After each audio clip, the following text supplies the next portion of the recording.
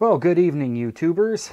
I really don't know how successful of an experiment this is turning out to be, what with single-digit view figures, but you know what? I don't see the point in stopping now, so may as well just keep on going. So some of you may know I do have one video in my timeline which is approaching something like 10,000 views.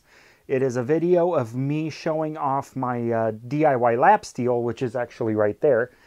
And it's starting to attract the trolls, which I find highly amusing. So you know you've had a successful video on YouTube when you get the trolls.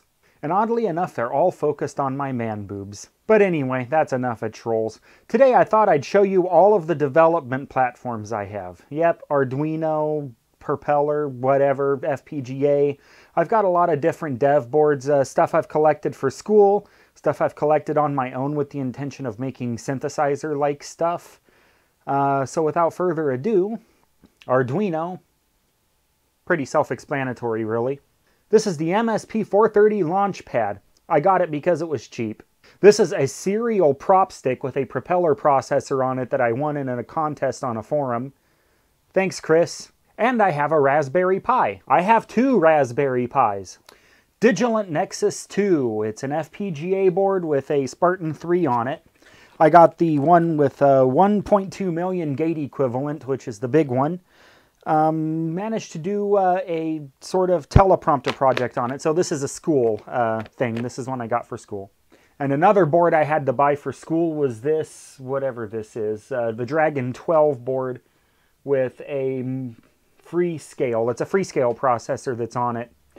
Lots of cool peripherals, but to be honest with you, the chip itself kind of underwhelms me, although, you know, I guess they're cheap enough. And then we have the Micronova.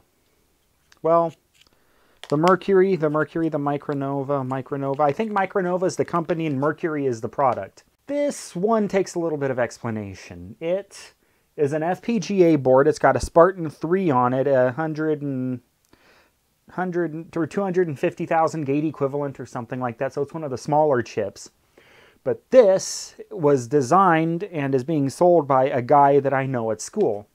And I have been looking for a form factor FPGA board like this for a long time. And he actually, this one, it wasn't exactly given to me. It's, I guess, on an extended loan. And I really should probably be getting it back to him. But I really need to get around to using some of these things at some point. So what do I have all these things for? Well, I do have some synthesizer stuff in mind, especially the Raspberry Pis. I had the idea to drive I have two SID chips, 6581 SID chips from the Commodore 64, for those who remember those. And I thought that those would be good to drive with the Raspberry Pi boards, that I could program the Raspberry Pi boards to make a nice interface to control the SID chips and make a really cool synthesizer that way. And I was going to try to get two more SID chips and do like a 4-voice polysynth with SID chips, which I think would be really awesome. But it would be a lot of work, and SID chips are freaking worth their weight in gold on eBay. Geez, $100, $150 for a couple of chips. It's absolutely ridiculous now what they go for. Of course, the Raspberry Pi by itself is actually capable of doing some synthesis kind of work.